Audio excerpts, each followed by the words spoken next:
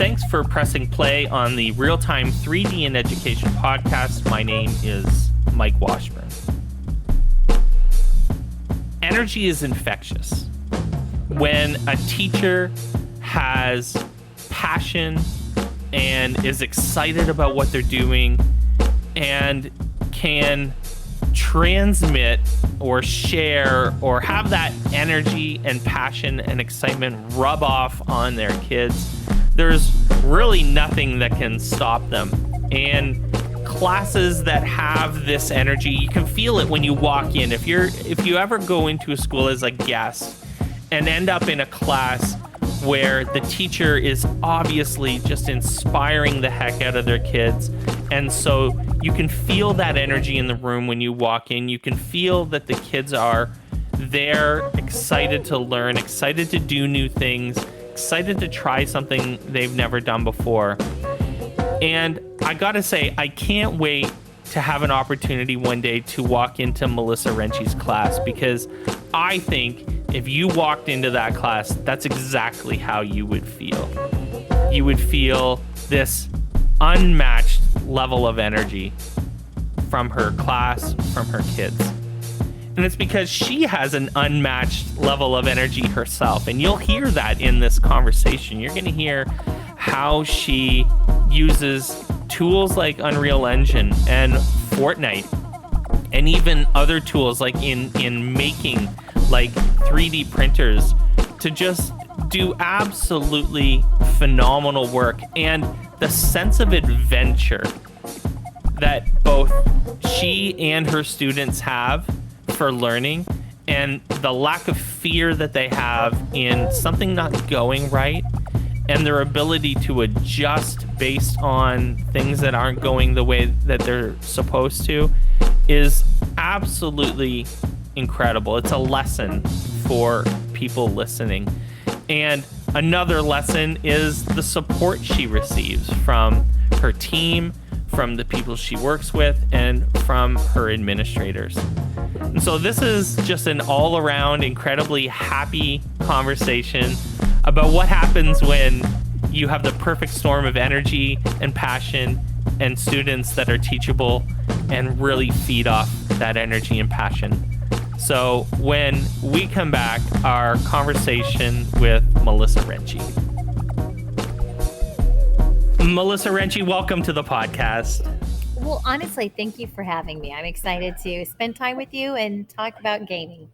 Amazing. So I would love for you to share with me a bit of your background, your kind of your history in teaching, how you got into, STEM and technology education, because I think that would be a fascinating story. And then also what ended up leading you into this kind of real-time 3D technology realm as well. I'd love to hear all of that story. So interestingly enough, Mike, I had started back into teaching after spending about 5 years installing computers in libraries. So when I came back, and that was in 2004, I was excited to get back in the classroom, and I thought I wanted to work with adults. I had interviewed for a job with adults, but I landed in a middle school.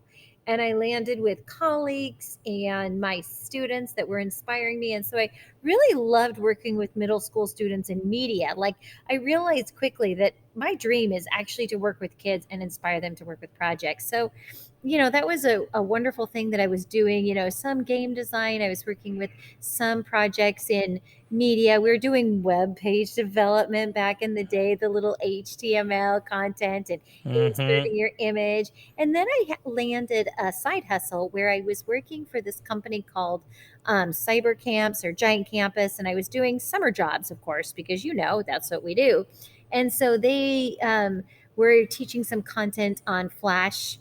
And so then I brought Flash into the classroom. And then I was doing more with a little bit with robotics and a little bit with game design. And at that point, we were using like Game Maker. So, I started just kind of bringing some of the stuff in I was doing on the side. But it wasn't until I landed here at my dream school with a dream boss and wonderful people who inspire me all the time that I really started kind of taking all of that content and then also doing a certificate in game design at the University of Washington, like an extension program where I got to work with a group of game developers. And so, again, all of this is just kind of building up to me finding that niche of the things I love the most, working with students, giving them some content, but also getting inspired myself. So I ended up in, all these opportunities, bringing all this content together. And so where I'm at now is we have spent the last 4 years doing kind of larger Minecraft projects with the focus on bringing Minecraft into other classrooms, talking about the learning that takes place, putting the focus on my students as designers. I think that's the piece where I found my niche is it's not about me designing content for other people. I love having students be the designers. So that's been Minecraft for a long time. But then, we had Unity, and students will often, choose Unity to do projects. And, I love watching them get into that project of being a designer in a different platform and choosing platforms. But then last year, when we got access to Unreal and my students were able to design both with Twinmotion and use the Unreal editor, I all of a sudden had all of these different pieces that could all come together. And so now I find myself taking my Arduino unit that we've done every year, always, and bringing in Twinmotion into it this year. So I gradually start pulling all those pieces and realizing I can teach more integrated tech because of the platform that I think that is so adaptable for my needs. You said a lot of fascinating things there, and I was trying to furiously write some notes down, so I didn't forget, because we're talking and we can see each other, and so I can see into your room, and you mentioned that you have 3D printers, and I can see the 3D printers behind you even. Mhm. And I would love to get you to expand on that idea of your students as designers and creators Mhm. of things, and the connection that you make with kids, between the thing on the screen to becoming a thing in their hands, Yeah. or this tangible thing, and the feeling that that elicits, because I think that that's a powerful thing, that kids experience when they say, look what I've made, and they can show people that. And I think that there's some connection to not just 3D printing with this, because that's huge, but also this real-time 3D connection, because again, you can look at this thing on the screen, and it's 3D, and you can move around it, and you can even make it move and have actions and animations, and it becomes a living thing, right? That's got to be incredible for your kids. I have to say that what it becomes for me is a window or an opportunity for often my underrepresented people in STEM to see, wait a minute, I can 3D print this. I'm going to first cardboard prototype it. I'm going to draw out what it looks like. And then I'm going to 3D print this thing and I get to put it in my hands. And that's the piece for a lot of our students who've never seen themselves as a programmer go, oh, I'm definitely an engineer. Oh, I can definitely do this. My favorite story was with a student with Arduino, and I love to tell this story because it was probably 2015, and the reason why I say that was important was I watched her figure out how to make her LEDs light up and do it in a little succession. And so then I watched her pull out her Snapchat. She adds a frame around her Snapchat picture and then she sends it to her dad. She was so excited that she could do this. And that was exactly that hope that I want is for all of those kids that don't see themselves as an engineer, as they don't see themselves as a programmer. It's those people like you were saying, Mike, when they can touch it with their hands, where they can. And honestly, there's also a controller, a game controller that I have over here that's one of my favorites because they made a game for salmon that could spawn, and they designed a controller that looks like a salmon. And they laser cut the cutout of the salmon and used, a makey interface. But for the students, it was more powerful to design the whole like package of this product, the whole brand of this product for their game that they designed the controller to go with it. It's incredible. Yeah. And you also mentioned, and I think that this is a critical piece that I don't think we've talked about yet on the podcast, and that's the support that you feel you have in your school community, with your administrators, your bosses, your coworkers. Mhm. And so I'd love to hear you talk a little bit about how you maybe, and I mean, you might have to dig back for this, but how you gained that support initially, Yeah. and then how you built on it. I think one of the things that I think about a lot as someone that does, works in STEM at an ed tech company is efficacy, and really trying to, like, we talk all like bells and whistles and rainbows and sunshine about technology, but in the end you got to show results, you got to Mhm. show that this is working. And I think that that's a huge piece of gaining the support, especially of supers and people that make the decisions about whether they're going to give you a video game engine in your classroom or not, right? And give you access to things like Steam so that you can play games, or like there's lots of really cloudy areas for some teachers, right? And you seem to have gathered, a lot of institutional support. Mhm. And so I'd love to hear you talk about how you got that support, how you held on to it, Mhm. Mhm. and how you've built it or grown it into what you have now. I'm glad you asked, Mike. I can never extol the praises of my boss enough. She has been so instrumental both in keeping me in STEM, but also encouraging me to be divergent, like to not go with the way that people would normally do things. And if I want to try something out, we try it out. She was the one who saw that we should have a ninth grade entrepreneurship class and that they needed my class to be a class where they can build stuff and design stuff and create course content. But she also saw that there's a value in me working with our graphic production teacher and our computer science teacher so that we're all like a team of people working collaboratively, and we borrow things from each other. So for instance, we do isometric drawing for the students before they do 3D printing. They got to be able to draw it out and figure out what the sides of it all are going to be. Well, that was designed by a volunteer that was working with the CS teacher. So we brought that into the class. And then we kind of borrow files and ideas from each other. So my colleague, the graphic production teacher, has a design brief project. So she gave me the design brief and I just used it in my last project. Like, what are you going to design? What's your kind of concept behind the design? Who is your customer? Like, really good questions that really helped me. So I guess what I'm saying is, a good STEM program will be integrated content, but you're going to have the support of an administrator who says, it's okay to push the envelope to have us try things because we're going to fail. And then I get to demonstrate to my kids all the time what entrepreneurship is actually like. It's about trying a product out and improving on it and iterating and, changing things up so that we know that we have success. And then you mentioned it, the metrics, like how do we know it's successful? Well, I have some qualitative data, but I also have quantitative data, like how many kids are turning their work in on time, how many are, completing the tasks, how many, when they get redirection, do they improve on their work? Mm-hmm. I love talking to you because one of the things that I think were very similar, when I was in the classroom, you are an experimenter. Yes. You love to just do things, and it seems like you may not know where it's going to go or how it's going to go, and you do it anyways.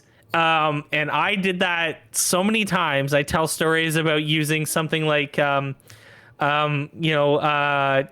X code to get kids to try to make apps on their Macs, and it was an unmitigated disaster. But I did it anyways to try it, and I also, just to carry on that story, we scrapped it in the Yeah. middle of the unit. Yeah. I was like, guys, this isn't working for anybody. Yeah. So let's move on and do something that's more fun. And I would love to hear you talk about your experiences with being kind of a teacher experimenter, being unafraid of doing new things, even though you may not know how it's going to go. And kind of how you navigate those waters. And I guess I thought of it because I think that's another piece that requires the trust of your Hmm. administrators, because they have to believe that you might do some crazy nonsense sometimes, but that could turn into something golden, or it could turn into something that's a bit of a dud, and you're going to have the knowledge to know the difference between those two.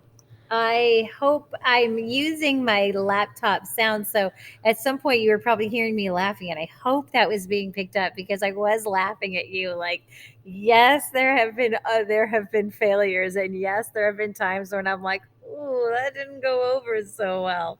But I think it's constant coaching. Like I have an administrator who coaches me on how to do things better, and I think it's a perfect opportunity to model to our students, like we're going to make some silly mistakes, and we're going to make some mistakes, and we have to be able to look at them and, like you said, evaluate real time.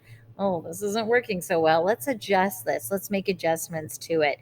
And I think that's that piece that also ties into an experienced educator. Like you can kind of tell, when things are not going as well, or when should I step in and kind of help kids out, when should I step in.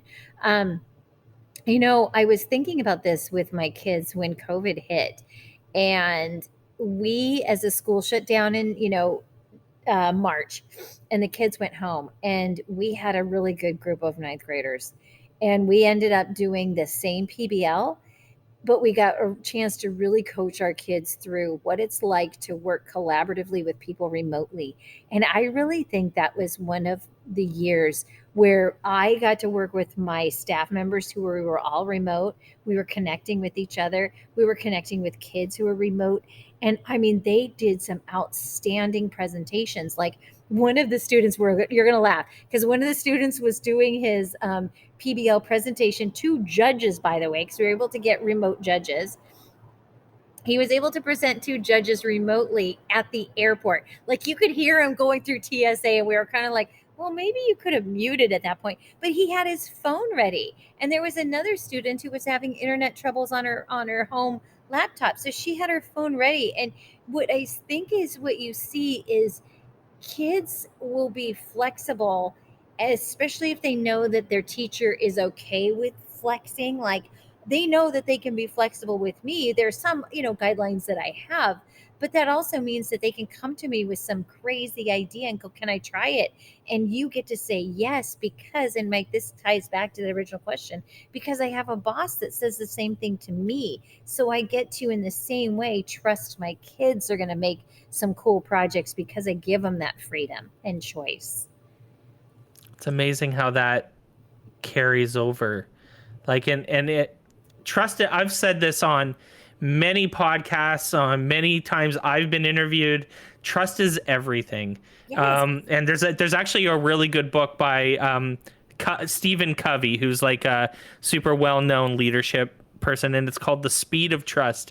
And I would recommend anyone to read that book, because he just talks about how trust is everything. Nothing happens anywhere in the world without trust.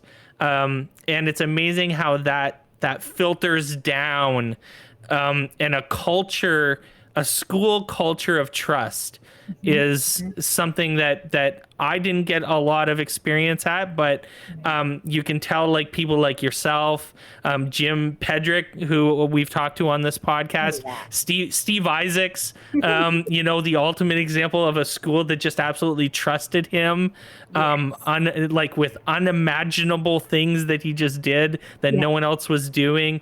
And trust is everything. So I want to pivot just a little bit, to, I guess I would love to now get you to share a little bit of what you're doing in your classroom with this like great culture of trust. Hmm. You have all of the technology that you could probably ask for. You have a supportive superintendent. You have kids that are engaged, and what are you doing with all of that, especially when it comes to things like using Unreal Engine, Yeah. or Twinmotion or Fortnite Creative. Let's talk a little bit about what you're doing. Well, there's a couple of things that I'm excited to tell you, because I can tell you one of them is going to happen next month. So by the time this comes out, my kids will then know.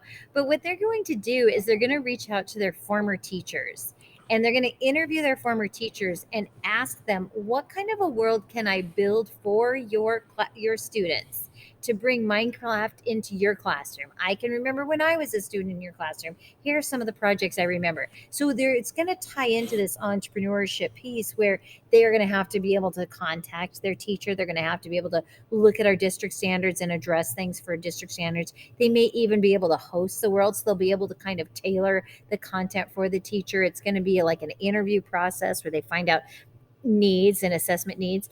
And that's the first big project. The second big project after Arduino is going to be a project with mixed reality. And what I want the students to do is I'm first going to find out how many of our students already have virtual reality, headsets already. And I'm actually going to have them design a experience for a business.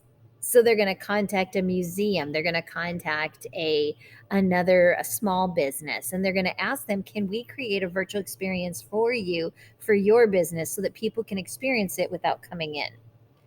And so then what I'll do is have them break it down into, okay, let's figure out the kind of businesses we have. And so then the way I have to kind of work around it is the person that has the headset is going to become our project manager, or they'll be the technical manager, right? So they can manage that piece because it's technically going to be theirs, because I only have one HTC headset. And so, and we have tested it out with our machine. We had to get kind of a beefier laptop. So we have tested out for there, but it's going to mean that our kids are going to have to work on a bigger project, and they're going to have to manage all those assets and resources. But I think there's so Hmm. much potential for them, one, in conducting a business, and two, making real life decisions and interviews. So it's kind of leaning them towards being project managers and project and product developers on a more realistic application and in business.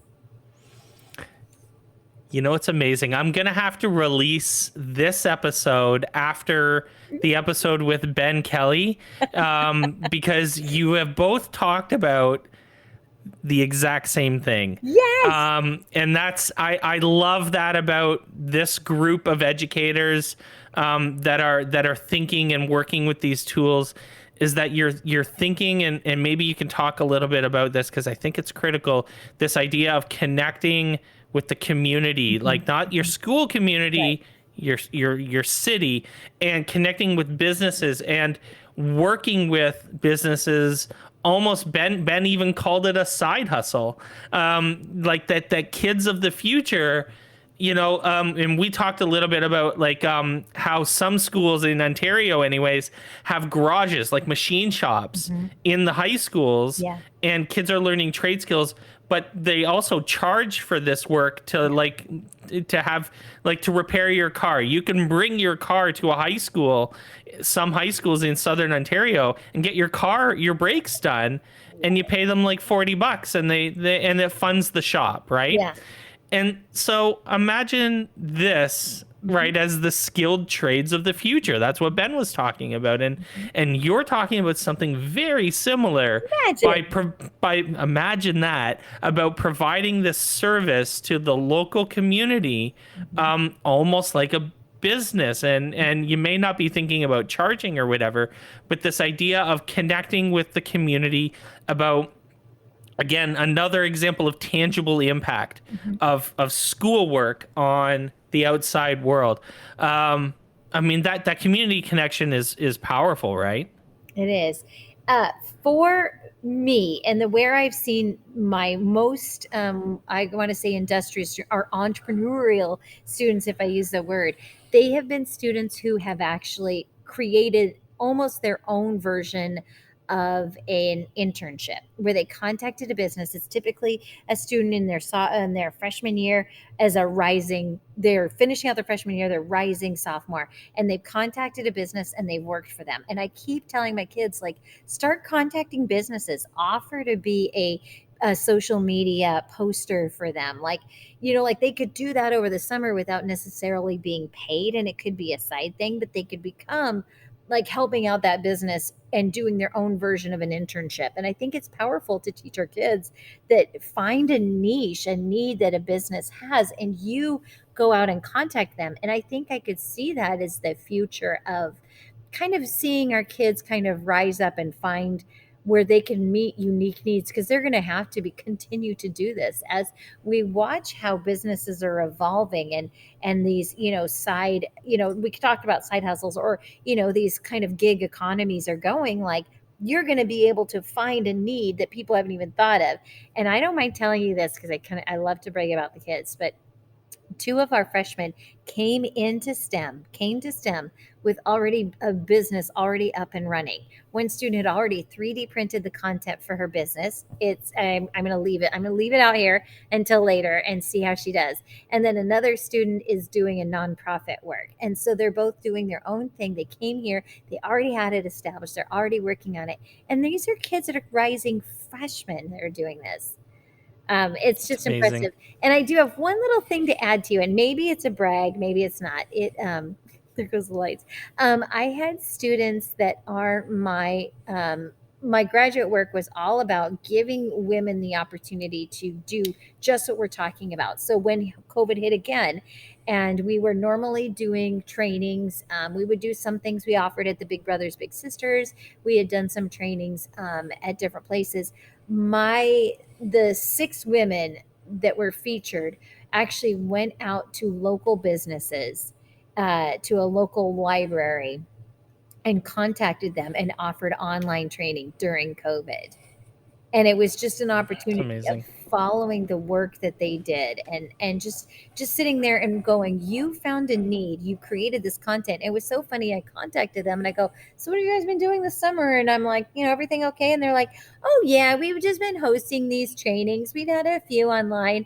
And so my job as a researcher was listening to them as they trained all of these kids that would come online for sessions, because it was all online. But it was just amazing to watch them as leaders. And the entrepreneurial piece was watching them say, okay, we've mastered this. Like, we know how to create and deliver the content. Now we got to figure out new ways to create more content or reach out to new customers. And that's the piece that I think is so amazing when you trust kids, when you allow for kids, back to our same circle that we've been having. When we allow for opportunities for our kids to grow in the community, they're leaders. Yeah, yeah, for sure. So, where do you go from here? We talk about the future a little bit on the podcast. I always end with this question: where do you see the work that you're doing in the next few years? What do you think you're going to be doing with real time 3D? Design tools. Where do you think your classroom is going to be in the next 5 years or so? What are your kids going to be up to? I see myself, and my dream is to kind of leverage this into a library, like a library maker space, but doing like you said, creating a library maker space that's open to the community. When I did my work, my graduate work with Northeastern, they have a library service that's offered, and it's not a library; it's like a startup service that's offered. So they invite people into the community, or like other high school or other college students, to come in, and they'll go, oh, I got a great idea, and they'll help you with your website, they'll help you with your project plan, they'll help you kind of get your business started. So it's that idea of creating a space where people could come in with their concept, and they can kind of ideate, they can have some kind of coaching through the process. Like, what if we became a place where more middle school or high school kids could come in and go, I have a great idea, can you help me with making some logos or banners for it? And they're like, we're right here, of course we can. Like, I'm just imagining a future where you could actually start having kids helping out other groups of kids to do some new innovative things themselves. So that's what I would love to see happen. Um, of course, we know that we'll be designing for more mixed reality. Like, I know that's our future. Well, I'm ready to embrace it with more content. We'd love to see more laser cut projects happening. So we're going to, always be growing in terms of the skills. But I think it's that modeling of getting students engaged in the community and doing projects to help the community with their skill sets. Incredible. Loved every minute of this conversation. You have such great ideas, and it's been great to hear all of them on the podcast. Melissa Wrenchey, thanks so much for joining us. Well, can I say, Mike, thank you for this opportunity to think about it and express it and articulate it. Like, it's always like a brainstorming session. So I appreciate it because I love to start, I like the ideation stage. This is a good one for me. Yeah, very good. Awesome. Thank you so much. Thank you.